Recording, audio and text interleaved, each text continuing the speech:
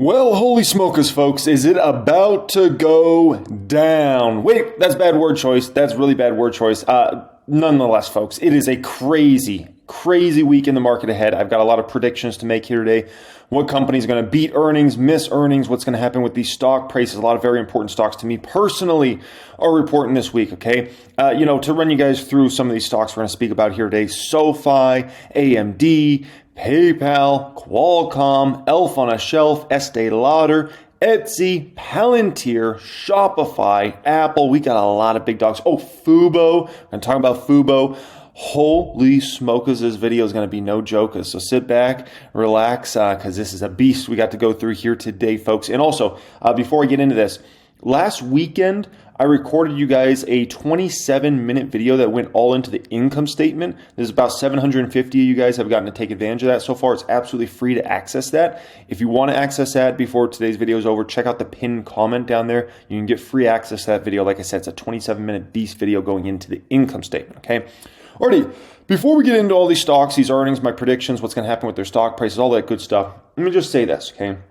Just because a company beats, just because a company reports, let's say great earnings, it does not guarantee that that stock price is going up in the short term. This is extremely important because I definitely saw a lot of people get frustrated last week by a lot of the stocks that reported, and they beat their earnings. They came in with these phenomenal earnings reports, and their stocks either didn't move or they actually went down. Google McDougal is a perfect example of that, right? Google McDougal, they reported phenomenal earnings. That was an A, if not A plus type earnings report they had coming out, right? They beat on earnings per share very nicely. They beat on revenue by nearly $1 billion. $1 billion, a beat, okay? And yet, what happened to the stock price, despite it being at a pretty attractive valuation already? Stock price went down about 9% in the past 5 trading days, right? And down quite a bit after those earnings came out. So I just think that's important that everybody understands. Just because a company beats earnings does not mean it's going to go flying to the moon, okay? All right, guys, let's start getting into all these, all right? And by the way, let me know if you enjoy today's video. Appreciate y'all joining me, okay? Sofi and McDonald's are the only two stocks that I really have my eyes on. Artista Networks, also important stock, I think, Monday, but we're not going to talk about that one in this video. Sofi and McDonald's are the main two I'll be paying attention to, okay? Now, when it comes to Sofi, it's very important to understand the setup of this stock, okay? This stock has been wrecked since basically the end of July. If you go back to the end of July, this was an $11+ stock, okay? It's $6.87 going into these earnings on Monday, right? Now, so the expectations are obviously a little on the lower side from the stock price perspective, right? It's not like it's going high flying into these earnings. Now, as far as expectations, 8 cents are expected for the company. And as far as the next quarter goes, which they probably guide out for the next quarter as well, they're expected to only take a 1 cent loss in next quarter, okay? And they're supposed to have 22% revenue growth in this current quarter they're about to report. And the next quarter, they're supposed to bump up to 25+%. Do keep in mind, a lot of individuals are going to start paying back their student loans. That's supposed to be a net benefit to Sofi overall. Now, if you're asking me what is my opinion and prediction in regards to Sofi, I don't have a strong enough opinion or, the bottom line is some of these companies I have pretty strong opinions on if they're going to beat their earnings, miss their earnings, or come in line because I understand certain things that are going on in their business models. As far as Sofi, I don't, it's not a stock that I have a strong opinion on yet in terms of like, oh, I got this stock down for the earnings, not that type of stock. So I really don't have a prediction to make in regards to Sofi earnings, but I do think if they can get to break even for next quarter, I do think it's going to be big for that stock price because then Sofi can start getting out of the category of just another unprofitable stock, right? Which is a category Sofi's in. If they can break out of that and become an actual profitable company, I mean, a lot of people don't want to own fintech as it is, even if you're profitable. Never mind if you're unprofitable. If they can, be like, we're breaking out of that, I think it can be a big moment for the stock, and I think it could be something that is good for the stock price, okay? Now, when it comes to McDonald's, I call it Mick over value going in this year. It's getting to a little fairer valuation based upon the stock price coming down recently. Very important stock for the entire stock market. Like, people don't realize how important McDonald's really is. McDonald's is over 5% of the weighting for the entire Dow Jones Industrial Average. And the way the Dow weights their stocks is not very intelligent. They weight their stocks based upon stock price. Okay, it's so silly, but it's the way the Dow does it. So this is actually a super important stock for the overall market. To give you some context, Amazon is about 5.5% of the Qs of the NASDAQ 100, okay? So, like, McDonald's is a extremely important stock for the stock market. Now, I think there's a few weird things in McDonald's earnings, I'll be honest, okay, in terms of these expectations. As far as next quarter, in this current quarter, the company's expected to do almost 12% earnings per share growth. And they're expected to do about 11.5% revenue growth. Now, they have gone up on products, so that should help them. But, folks, I have some real question marks around this number right here. Why do I have question marks around it? Well, even if McDonald's gone up in price, we know they still have faced some sorts of, inflationary pressures. Secondly, wage pressure. All these guys have been facing a lot of wage pressure, and especially in the fast food industry, because it's been so much harder to get workers because unemployment, rate is so low right now, right? And so usually you can kind of give these workers bottom basement pricing in terms of their wages. Right now, you have to actually pay up a bit for these folks that are going to work at somewhere like McDonald's. And so just keep in mind, I think that's going to be a really difficult number. If they somehow beat that number, that's really impressive and good for McDonald's. But I just think that's going to be extremely difficult. If I was going in these earnings as a McDonald's shareholder, I would not feel too confident about this company coming in with 12% earnings per share growth. If they do it, hats off to them. I just think it's in this environment, it's a really damn tough thing to do. Really, really tough thing to do. Okay. Now, as far as Tuesday goes, we're not going to go over these two companies' earnings in terms of their numbers that are expected, but I do think they are interesting ones. Pfizer and Caterpillar. I personally own Pfizer. I do not own Caterpillar, but I do think if they can have anything to say about the construction industry in 2024, I think that's going to be an important moment, an important thing to talk about. Okay. AMD, very important stock to the market, definitely more of a risk-on type stock, right? In terms of AMD, here's the deal.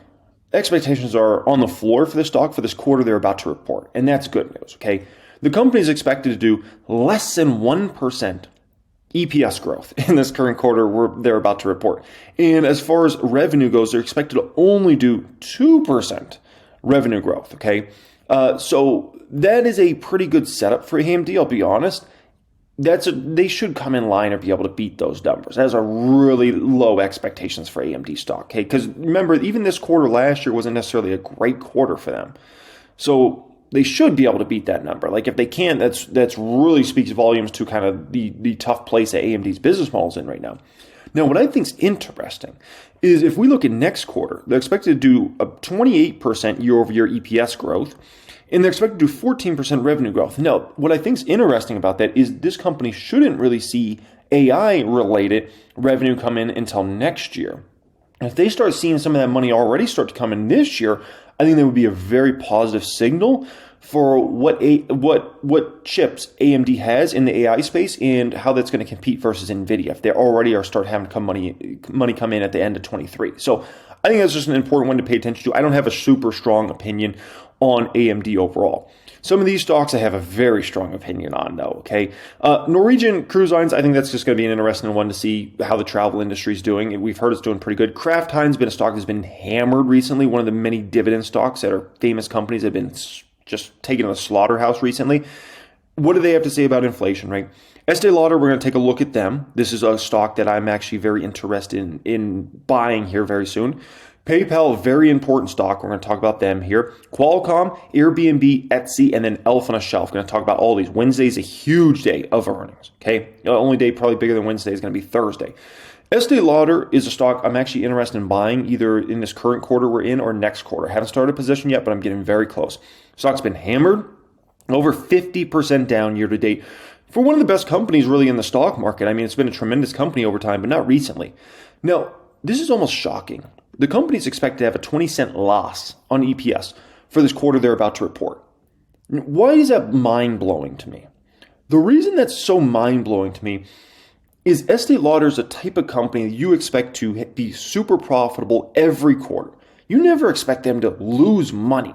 The fact that this company is actually expected to lose money in the quarter is mind-blowing to me, okay? And here's the deal. The company is expected to have revenues be down almost 10% in this current quarter they're about to report. Now, there's a few things to consider here with Estee Lauder. One is Asia travel has definitely been coming back really strong. That should be a net benefit to Estee Lauder. So that is something to keep in mind. But I do wonder, like, I think maybe Wall Street might know something here in regards to this one. And I don't know. I'm thinking maybe the revenue number is going to be worse than maybe what analysts are expecting. Based upon the sell-off I'm seeing in the stock and based upon how wide of a this is a huge Wall Street stock. You look at Estee Lauder's market cap, even after this major drop, it's still a significant market cap, might be $50 billion or so. So this is a huge Wall Street stock. I feel like sometimes these folks have the numbers, and especially in regards to big stocks like this, and just seeing how bad this stock's been getting hit. Even, Friday, 7% plus, it makes me think like they might know something. Maybe they come in with a down 12%, 15%, 17% type number there. I do have some question marks. But anyways, in regards to Estee Lauder, absolutely, without a doubt, a stock I would love to start a position in the next 6 months and build that one very fast. I love that company long term. Okay, PayPal, it's been a stock that started out pretty rough here, down $28,000 so far in this one, right? Lost about a quarter of the value of the shares I bought in the public count here. Now, in regards to PayPal, okay, here's the great news. We got cake. Okay? I think these EPS numbers are cake. Based upon everything I've seen from Visa, Amazon, Google, McDougal, Meta's numbers, and based upon what I saw from PayPal last quarter, I believe these are cake numbers for PayPal to hit here as far as EPS. I think they should easily beat that EPS number. On the revenue line item, I think they'll likely come in line or slightly beat revenue. I could see them doing anywhere from about 8% revenue growth to maybe 10.5% revenue growth. If they did anything past 10.5% revenue growth, then actually the business is in a far better place than myself or anybody anticipated for that matter. So that's kind of what I'm expecting there. Very confident going into these earnings. Now, what do I think is going to happen with the stock price of PayPal? Here's what I think is going to happen. I think the stock's probably going to pop to $55 to $65. My hope is it goes down to $45. Okay, so there's a big divergence between what I hope happens and what I think is going to happen. Why do I hope the stock's going to go down to 45? Well, I'm buying PayPal all the way basically to the first quarter of 2024, right? So you're going to continue to see me buy PayPal over the next several months. Regardless if the stock's 45, 65, 45, 55, 65, 75, it really doesn't matter. Anything under 100 is a huge buy, and I still have a few more months to build out my position before it's a fully built out position. So I do think the stock's probably going to 55, 65 this week. My hope is it goes to 45. And because at the end of the day, like, would I rather buy shares at 65? Would I rather buy them at 45? Like, if the stock goes to 65, I'm not selling. Like, I'm not selling PayPal till it's 200 plus, likely. Unless the whole fundamentals of business change for the negative or something like that, right? So until the stock's 200 plus, I have no interest in selling. So the bottom line is, for me, would I rather have the stock be 45? Yeah, it looks worse on a paper loss, like, oh, wow, I'm down more, darn. But if I'm buying the shares, I'd rather have it go lower, right? So there's just a big difference between what I think is going to happen with the stock price and what I hope happens to the stock price, okay? We'll see how it all transpires there. Now, something to keep in mind here, folks, is if we look at, I'm trying to think, what company is this I got here? What company is this? Oh, man, I got to figure out what company this is. I forgot to label this one. This is Qualcomm. Now, Qualcomm's expected to report a shockingly bad quarter, okay? They're expected to have EPS down about 40% year over year, and they're expected to have basically revenue to be down about 25% year over year. An absolute shocking quarter. I don't have a strong opinion on if Qualcomm's going to beat or miss these numbers, but I will say the expectations are they're like in the mantle of the earth right now, okay? If I could put it that way. I mean, this is horrible. Qualcomm's expected to report a horrible quarter. The good news is, if they just come in and report not such a horrible quarter, the stock will probably pop pretty nicely, but that's a pretty shockingly bad quarter they're expected to report here, okay? This is Airbnb.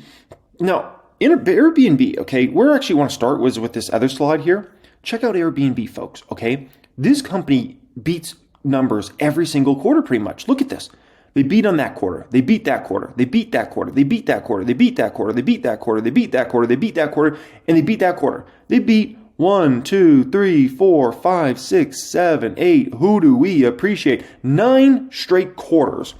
Airbnb has beat on their EPS. And for most of those quarters, they smashed it. Okay? Now, here's what's even better for Airbnb. the company's actually not trading at a very rich valuation considering the growth multiples and considering how often this company beats their earnings, right? So that's a pretty beautiful thing. Now, in terms of Airbnb, they're expected to have about 17% revenue growth for this company for this quarter they're about to report as far as their earnings per share. And on the revenue side, they're expected to have almost 17% also revenue growth for this company. So, a little less than 17% revenue growth, a little over 17% EPS growth. Those are really strong numbers. Now, we are hearing about some potential Airbnb weakness. So I don't really know what to believe in regards to this whole situation. And the reason I don't know what to believe is if you look at the travel companies, if you look at what the cruise operators have been announcing, if you look at what the airlines have been, announcing with demand for travel, if you listen to what a lot of these hotel companies have been reporting with kind of demand bookings, it all seems pretty darn strong.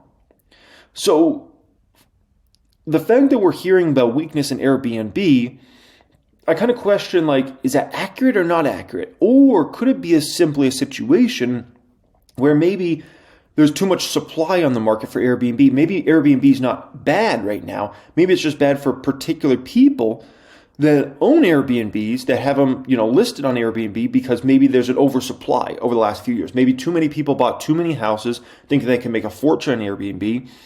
And that's created a supply problem. And so maybe Airbnb's business model is actually fully intact and they're going to report great earnings. But maybe it's just for Airbnb people that own Airbnbs, maybe they're in a tougher situation, right?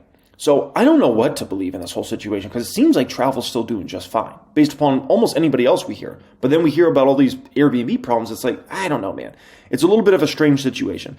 But I do know a lot of people have wanted to, make a bunch of money. I'm going to buy a house. I'm going to put it on Airbnb and it's going to be perfect. I'm going to make so much money. And I don't know, maybe it's just we got an oversupply. We'll find out the truth. We'll find out the truth this week, right? Now, Etsy's report, Etsy's actually a stock I could be interested in buying in the next few months, okay? I haven't started possession yet, but I'm interested. If you've never heard of Etsy, by the way, I know it's not popular like an Amazon is, right?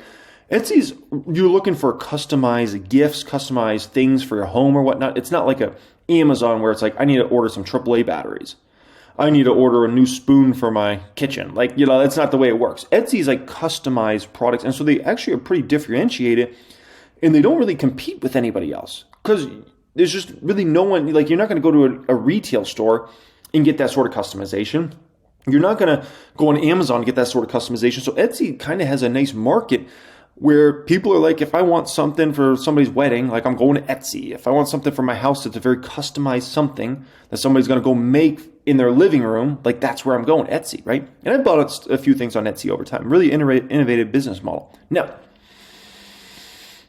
there's something strange going on with Etsy, okay? Something very strange. This isn't adding up. This isn't adding up at all, folks. And if you ever see a company with something like this, just understand something's not adding up. There's something weird going on, okay? So check this out. This company is expected to have their EPS go down about 11% this quarter. Now, meanwhile, their revenue is expected to go up 6% in the quarter, okay? So something's either off as far as analyst expectations, their numbers, and this is another thing that's weird. Why are there 24 analysts that have revenue numbers up for this company, but only 13 analysts have EPS numbers? Usually you're going to see a rather even number there. Something strange. It doesn't add up, okay? So my guess is either this EPS number is going to likely beat huge, and it's going to be way better than what analysts had there, or their revenue number is going to miss bad. One of those two situations is probably going to play out here with Etsy. I don't know which, but because I don't have a strong enough opinion on what Etsy's going to report for numbers yet, but something's off there. That's the one thing I'll say about Etsy. Something is off. That's a very strange situation, okay? Elf on a shelf. I do have a pretty strong opinion on this one. I know this company very well. I definitely put in the categories of the PayPals and Palantirs and those sorts of stocks and the metas of companies I know really well and I'm pretty respectable at forecasting what they're going to report for their earnings and things like that, okay? Elf on a Shelf has been obviously a tremendous stock for me. It wasn't really a life-changing stock for me because I sold way too many of my shares way too soon in regards to the stock. It could have been, certainly more of a life-changing stock based upon how many shares I actually owned back in the day. It was crazy how many shares I owned. But I made 50%, 100%, 150% of the stock, and I took a lot of profits. And I regret it all, okay? Now, in regards to this one, the setup going into earnings is pretty good. I mean, the stock has dropped over 30% just since basically the end of August. So there's not a lot of expectations. And we've seen analysts come out and start to back e.l.f., right? This was just on October 23rd. So this is less than a week ago this happened. e.l.f. Beauty upgraded at Raymond James following recent sell-off. Raymond James has upgraded e.l.f. Beauty to strong buy from outperform rating, saying although the stock is off 30% from recent highs, it is better positioned for growth than peers. The firm lowered its price target, which I think is interesting, to $140 from $145. Overall, e.l.f. continues to deserve a material premium to its peers due to the scarcity of an asset, growing sales and profit as fast as e.l.f., said the analyst. She added the cosmetics and skincare products company is poised to do better than competitors due to its innovation, differentiated marketing, and pricing. And I don't disagree with any of that. I agree 100%. And that's what e.l.f. has been proving time and time again for the last several years. And now at this point in time, right? Another important thing to keep in mind in regards to e.l.f. is this is what I call a serial beater. They're a serial beater, okay? Look at this. Look at this, okay? 1, 2, 3, 4, 5, 6, 7, 8. Who do we appreciate? 9, 10. The last 10 quarters for e.l.f., the last 2.5 years, this company's beat every single quarter, earnings per share, listed here on Seeking Alpha, and every single quarter on revenue. This is a serial beater. So this is one of the very few companies that you can count on them quarter in and quarter out, knocking their numbers out of the ballpark on earnings per share and in revenue, right? So if you're going to take the other side and say they're not going to beat this earnings, just understand you are going against what this company basically does every single freaking quarter, okay? So when I look at what's expected for this company, only, and by the way, this is insane. Most companies couldn't even dream of this, okay? But they're only expected to have 45% EPS growth. My guess is that number is low. The company is expected to have 61% revenue growth. I think this company is going to be growing their bottom line at a much faster clip than revenue. So let's say hypothetically they do 61% revenue growth. I think they're going to grow the bottom line by a lot more than 60%. That's my best guess. Okay. Now they do have an acquisition that's going to be going through. I don't want to call it a huge acquisition, but it's a decent sized acquisition. So is that going to shake up any numbers? I don't know. We'll see what goes on with that. It could be more of an effect on next quarter's numbers. But the bottom line is I think they're way too low. They're way too low on their EPS numbers. And I think they're going to likely beat on probably both those numbers, to be honest. But the one, if you ask me who do I have more confidence in, I have more confidence that the EPS is going to beat for e.l.f. on a shelf. Okay. So we'll see what happens. But I'm not going to bet against e.l.f. This company beats every freaking quarter. And my guess is they're going to do it again. Okay. Now, Palantir, Shopify, Apple. Ooh, baby. What are my feelings on all this? Now, first off, let me say this in regards to Palantir. I'm so freaking mad. Palantir's reporting before the bell on Thursday instead of after the bell. I'm so freaking mad at this. And the reason being, I don't know if you guys know, but I started a Twitch show, okay? And basically, I do this show, market close, and then we cover the earnings after the bell and whatnot, and sometimes listen to a conference call. I was planning on doing this, on Thursday, doing this huge, aftermarket thing. And it's still going to be big because we got Apple reporting, and it's the biggest weight in the market. So it'll still be, an awesome live stream on Thursday after the bell. But, dude, could you imagine the numbers it would have been if we had Palantir reporting after the bell?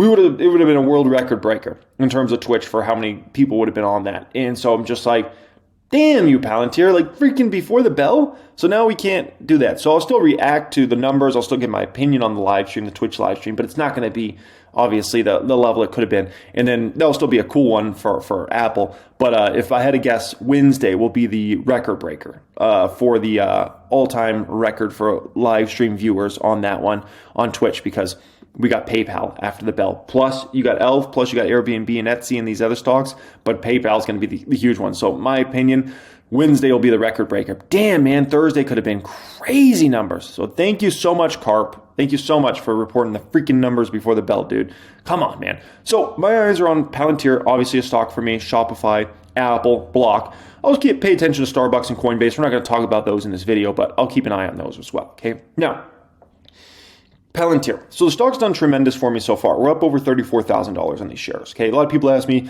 do I own as many shares I want to own in Palantir, I'm pretty good with what I own. Okay, could I own more Palantir? Sure, if the stock went down or something like that, which I'm not that confident in, then maybe I buy more shares. But I'm pretty happy with what I have in regards to Palantir. I think I've taken a good risk reward in regards to Palantir as far as my position sizing. And the stock has been weak recently. This stock was $20 not that long ago. It's about $15 here today. Okay. Now, next thing that's very important you got to understand about Palantir. Okay, and these numbers are going to report. Keep in mind, this is a company that went from a serial disappointer in terms of every single quarter. It seemed like, and if you want to know why this stock went all the way down to $5, $6 stock, when you miss quarter in and quarter out, people start to give up on you. Okay, they missed the in Q4 2021. Then they missed in Q1 2022. Then they missed again Q2 2022. Then they missed again Q3 2022. Now recently there's been a change with Palantir. They beat, and they came in line. Okay, so Palantir's gone from a company that used to basically be banking that they're going to miss numbers to now they're actually starting to beat or coming in line pretty much quarter in quarter out, which is a big switch and a very positive switch. And obviously getting into profitability is a huge thing for this company as well. Okay, I'll be honest with you guys. The numbers for Palantir are cake numbers, not just this quarter they're about to report, the next several quarters. They're expected to do EPS of 6 cents this quarter, 7 cents, 7 cents. Those are cake numbers to come in line or beat. Cake numbers. Based upon the interest income that Palantir should be having coming in, right? And based upon the revenue growth the company should be having coming in, and also them just keeping an eye on cost for the business, these are cake numbers. Also cake numbers. Revenue growth is 16% expected for this quarter, 18% for next quarter, 17%. Based upon some of these big government contracts that should be coming in 2024, based upon the excitement for AIP and the overall excitement around Palantir. Guys, these are cake numbers to come in line or beat.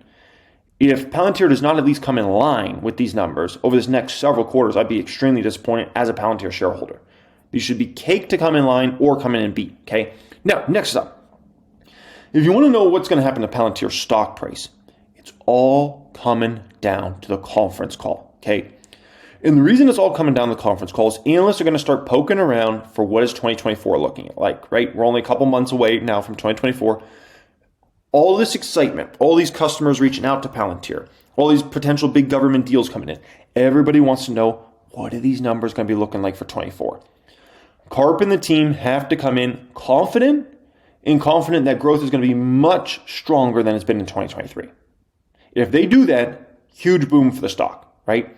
If they don't do that and they sound questionable or they don't sound confident in kind of what's going to be reported in 2024, then we're going down all the way to Chinatown, okay? But I'm telling you, like, if these guys come in, they sound confident, they sound like, if they give anything material as far as like, we expect at least 20% or at least 25% revenue growth every quarter. If they came in with something like that, oh baby, would that be huge? Okay, would that be freaking massive? Massive. Game changer. I doubt they're going to come in with a number. They just need to sound very confident like our growth is going to far outstrip. This year, we're going to be extremely profitable next year. Things are looking very good for 24 and beyond. And we've already troughed the business that's long gone at this point in time. Regardless of the economy, we're feeling confident. Like, they come in like that, baby, we're off, okay? We're off to the races. Now, next one up here, Shopify. Beats are coming in for Shopify. Beats are coming in, okay? Why am I so confident that Shopify is about to beat massively on EPS and beat on revenue, okay? I'll tell you exactly why. I looked at Visa's numbers. I looked at Google's numbers, Meta's numbers, which, Google's numbers, Meta's numbers, those all have an effect on Shopify, right? And remember, a lot of Shopify sellers run ads on Meta. And a lot of those companies weren't feeling very confident. Those businesses weren't feeling confident at this time last year. So a lot of them are pulling back, and that hurt Meta's numbers in a significant way. A lot of those guys are feeling a lot better now, which is why they're back to spending a lot of Meta, right?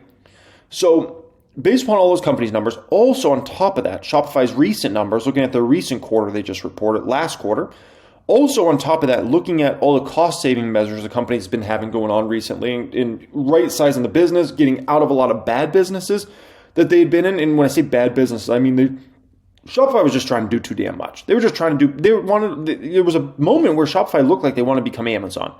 Shopify's always been an asset-light business model. They tried to go asset-heavy for a little bit there. They got out of that. And so asset-light means profitability. So based upon everything I look at, I think Shopify is going to come in with big beats on earnings per share. I think they're going to come in with very nice beats on revenue as well. But I think the earnings per share is the thing I'm even more confident in over this next couple quarters. And so overall, what do I hope is going to happen with the stock price versus what I think is going to happen with the stock price? This is kind of like a PayPal situation. My hope is it goes down. I really want to just load up on more Shopify shares for as cheap as possible over this next 6 months. I think it's likely the stock's popping to 55 plus. That's my personal opinion based upon the beats that I see coming in here, okay? Apple, the biggest big dog of them all. Apple is the biggest market cap company, obviously, out there in the tech space and just in general. The huge giant it is. This is everything. Now, I don't know if I'm buying these Apple numbers, okay? Here's the deal. Revenue is actually expected to go down almost 1% for the company based upon 32 analysts that have numbers. That's their average estimate. About 1% down revenues, which probably in line. I could see revenues being anywhere from flat to probably down 3.5% at the worst. So if they came with anything like that, oh man, that would be shocking, and get ready for Apple to go down and probably push the NASDAQ down. But that's kind of what I'm expecting. 0%, flat numbers to maybe 3.5% down revenue numbers. And then in terms of earnings per share, expect to be almost up 8%. I don't know. Obviously, Apple's buying a ton of shares back. That's going to help their EPS, even if their revenue stays flattish. But I don't know. I think that's actually a tough number for Apple to hit, right? Next quarter, expected about 11%. And so even if you think that the new iPhone's selling well, that's not really going to be reflected in numbers for the most part till next quarter. So overall, I'm not very confident in these Apple numbers they're about to report. Now, with that being said, don't bank that just because the numbers might not be there or very exciting that the stock's going to go down. Because Tim Cook, in my opinions, I call him a master pumper, okay? Now what I mean by that essentially, okay, let me be very clear. What I mean by being a master pumper is he has a way on the conference calls of making everything sound like optimistic. He just does. He has a way with words and a way of making everything sound like it's not the end of the world and optimistic and those sorts of things. So I don't know. At the end of the day, I think he'll sound probably bullish on iPhone 15, and that's the best device we've ever launched. And what we're hearing from customers is tremendous, and the momentum we're seeing in iPhone 15 is tremendous. Like, I think he's going to have a lot of those type of comments. They also have a big event coming up this week where I believe they're going to show off new MacBook products. So, I don't know, man. I'm sure he's going to be talking about that. I just feel like he's probably going to have an optimistic tone in regards to everything. And his optimistic tone could overpower even if the numbers aren't the most exciting right now. So that's kind of my thoughts around Apple and kind of what they're going to report for a quarter there. It's certainly no Meta situation. It's certainly no Amazon situation where they come in and just report these phenomenal earnings that make everybody say, wow, this is amazing. Their business is not in that place right now. Their business is in a kind of a flatlining type place, either small growth, small shrink, small everything. That's Apple right now, okay? Next up here, Fubo. This is the only one I care about on Friday. They're reporting earnings obviously before the bell on Friday. Almost no one ever reports after the bell on Friday, okay? Now, this is one of my most speculative stocks I personally own. Certainly up there. Like, if I think about my most speculative stocks I own, the highest risk reward stocks, there's a few stocks that come to mind. Fubo's one that comes to mind. Avant's one that comes to mind. Planet could be one that comes to mind. Those are the high risk, high reward type stocks I own, right? And Fubo is definitely in that category. Now, in regards to Fubo, I'm feeling pretty damn confident. And why am I feeling pretty damn confident? And what do I think is going to happen with the stock price here? Well, Google Trends data went crazy for Fubo. There was a whole charter situation that happened in the September quarter, and they pushed a bunch of customers to Fubo. And just Fubo always sees a huge uptick when the start of football season anyways. And so it looks like they set all-time highs for interest in regards to Fubo. So if you look at a 5-year chart, if you look at an all-time chart for Fubo, it looked like September was the best September by far and away ever for the company in their history for Google Trends, which means the subscriber numbers should be extraordinary. Probably, my guess is, better than what analysts expect and better than what the company expected, okay? In terms of the numbers, I think they're probably going to come in line as far as their EPS goes for this current quarter. I do believe next quarter is very low for EPS expectations. I think they could come in and actually beat next quarter pretty significantly. Because remember, all these people that came in and signed up for Fubo, first off, if somebody signs up for Fubo, Fubo does a great job of keeping those customers around. It's not like people just sign up and then they dip. Like the high majority of people actually keep Fubo longer term. Okay, so but when it comes to numbers, so let's imagine somebody signs up in, I don't know, the third week of September. Okay, they signed up for Fubo. Great. The revenue doesn't really start hitting for Fubo until the next quarter, right? Because then you get October, November, December, you get that revenue in there, $100 a month or $80 a month or whatever plan people are signed up for, right? So I believe next quarter, the earnings per share could be far better than what analysts looked at. I also believe, as far as this current quarter, I think they're going to have an inline for this quarter they're about to report. I think it's going to be inline revenues, maybe slight beat. For next quarter, I think a huge beat on revenue. I think 25% plus easy. So if Fubo does any sort of guidance, I think it's going to be far above what most investors and analysts are expecting here in regards to Fubo. That's my personal opinion in regards to this. Now, what do I think is going to happen with the stock price of Fubo? Okay, because we know these stocks have not been in favor at all. Any of these money-losing companies, no one's wanted to own these stocks for, honestly, over 2 years. Over 2 years, no one's wanted a piece of anything really money-losing. Look at basically every single stock in the stock market that's been a money loser, and look at a 2-year stock chart of that. And I almost guarantee you, those stocks are all down 50% plus. No one wants these stocks. So what do I think is going to happen with the stock price? I think there was actually a chance the stock could fly to $3 plus on these earnings. But the one thing I'll say about Fubo is we're not still in the market where people really want to take a risk with these sorts of stocks. So although I think the earnings are going to be great, although I think they're going to come in and report some phenomenal guidance, and I think the subscriber numbers are going to be off the charts, and I think Fubo is going to have to up everything that they're expecting in terms of better. And although I think there's a possibility stock could fly to $3 plus by the end of the week, I don't know, man, because it just seems like the market is disregarding these stocks even if you report great earnings. So I don't know. The numbers are going to have to be so overwhelmingly great for Fubo on the revenue side and the earnings per share side that everybody says, damn it, I got to take this. The risk reward is just too attractive here and I got to go ahead and buy it up. So we'll see what happens there, folks, but very confident in terms of what they're going to report for earnings. So big week. This week's honestly even bigger than probably last week, folks. Absolutely massive. And obviously I'll be covering it for all of you guys here on the channel. And then if you want to see live reactions of all these earnings, follow me on Twitch. That I should have, I'll maybe have that as a second pinned comment, my Twitch channel. If you want to follow me on there for those live reactions, those earnings streams, they're crazy, man. Absolute craziness. And I go wild on those babies. So definitely make sure you follow me. And also make sure you take advantage of that income statement workshop I put together for you guys. It's a 27-minute video. It's absolutely free. It goes all into the income statement. You should get a lot of value out of that one. So appreciate everybody joining me as always. Much love, folks. And have a great day. Best of luck this week. I'll be here for you.